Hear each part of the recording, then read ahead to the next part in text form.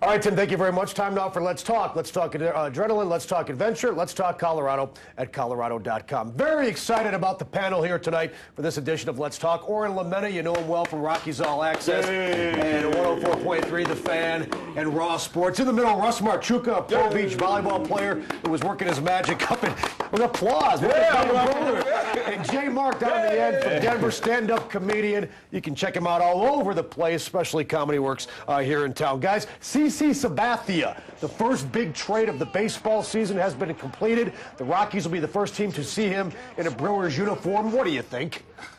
It sucks to be the Rockies, honestly. I mean, you got to face him and Ben Sheets in a 4-game series. It's not going to, a 3-game set, I'm sorry. It's not going to be one of these things where they're going to fit him probably in, what, 2 starts before the All-Star break? Tuesday and then Sunday. So, I mean, honestly, for the Rockies, it sucks for the Rockies because they're going to see 2 hammers.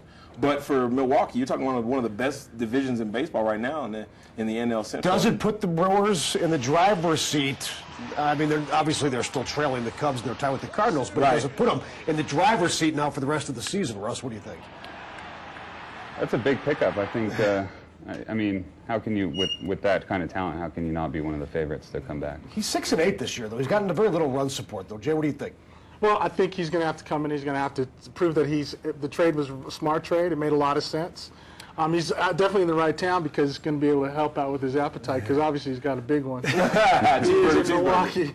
It is known for the... you don't think they're going to have to put Prince Fielder in the front of the plane and CC Sabathia on the back of the plane? Balance it out for weight. Just a little bit. Hey, I'll tell you this, though, guys. Milwaukee hasn't been in the playoffs since 1982. They were very much the quintessential small market team. So you were applauding earlier. I'll applaud the Milwaukee Brewers for going out and going for it this year, Warren. That's what you're supposed to. He'll be a free agent after the season. Exactly, and they're going to lose Sheets. He'll come off. Both of these guys won't be in their rotation for a full season, I don't think. But at the same time, if you got a chance to go for it, we saw how close Milwaukee was last year. And keep in mind, since May 9th, CC Sabathia 5-3, and he's got like a 2-point-something. Yeah, he's had, like I mentioned, very, very little run support. All right, we're moving on from CC. Time for this edition of What Do You Think?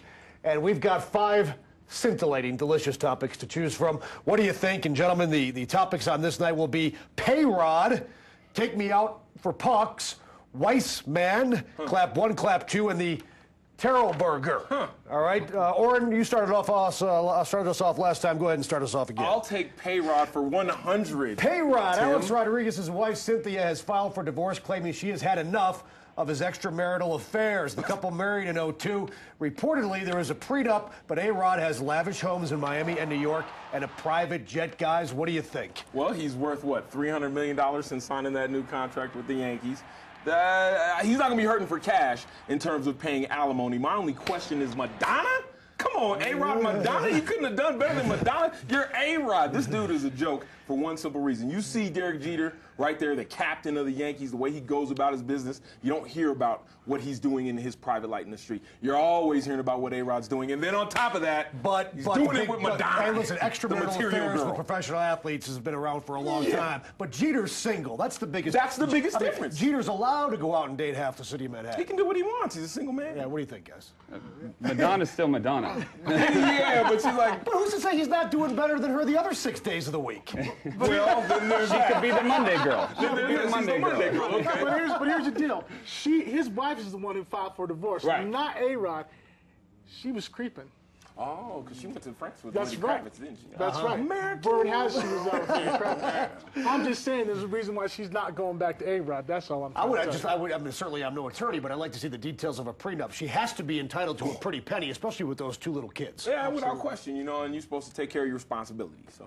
Yeah. All right, guys, let's go back to the big board. What do we've got left? We've got Take Me Out for Pucks, Weissman, Clap 1, Clap 2, and the Terrell Burger. Russ, you're up. I'm going to go with Weissman. Weissman.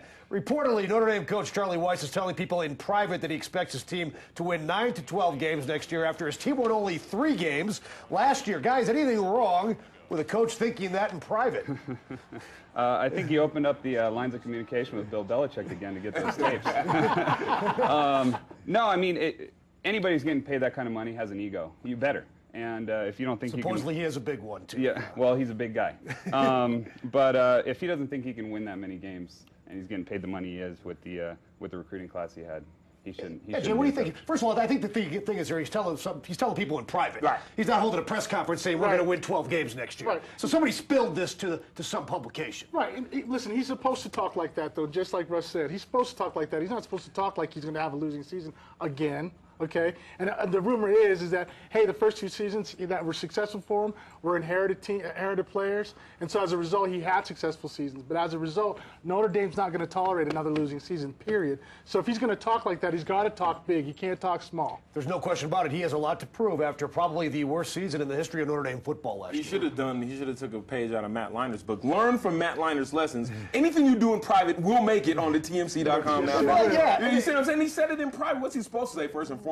But this is the day and age we live in, where anything said in private That's right. will be said in public eventually. Exactly, Yes, with the it day and is. age of the There's no internet. All right, let's go back up to the board. We got 3 more topics to choose from. Jay, it's going to be all up to you here. Take me out for pucks. We've got clap 1, clap 2. We've got the Taro Burger. I'm going to take clap 1, clap 2. Clap 1, clap 2. How about this, guys? The Beijing Olympics coming up in August. The Chinese are employing a mascot to teach people how to cheer with the proper etiquette. I want to read this right because these cheering methods have been approved by the Communist Party. All right then. Wow. Wow. Clap one. No! And here's Jay, what do you think? Here's the idea. They're saying that most of Chinese culture is very low key. They're taught to behave it's supposed to have the utmost mannerisms in public. Well, if you got to go out to a public event like the Olympics and you don't know how to clap or cheer, then to me, your admission should be taken away. Exactly. You should be told to wait outside. You can hand out souvenirs and stuff outside, and then let all the other people come to the show. Because I'm telling you what, if I got to teach you how to do it, then we're in the wrong place. Why does somebody need to be taught how to cheer? If you have kids, It's the and you Communist Party. They'll be taught how to do everything. Even communists watch their kids playing, be like, oh. You know what I mean? That's cheering, right? Rush, would you like to see this on the Pro Beach Volleyball Tour? I'm telling you what. Standardized cheering and Absolutely. clapping. People can put down their vodka lemonade for 1 second to actually cheer. Absolutely not. Heckling is one of the staples of the tour. I'll tell you this much, though. I was in Beijing a couple years ago, and as long as they make the mascot tall, they'll pay attention to him. There you go. Hey, great stuff, guys. Really want to recap the other stories. Take me out for pucks. The Wings and the Blackhawks will play a game at Wrigley Field on New Year's Day next year. And also the Terrell Burger. Terrell Owens had a cheeseburger, ordered up 3 hotties, 3 models, stole his cheese and lapped it up before he could eat it. I'm glad you guys didn't pick that one. I have nothing to say about that. The big Oren Lametta, Russ Marchewka, and Jay Mark down there at the end. Guys, thanks a lot for hanging with us on this edition of Let's Talk. Come back and see us again. Thank you.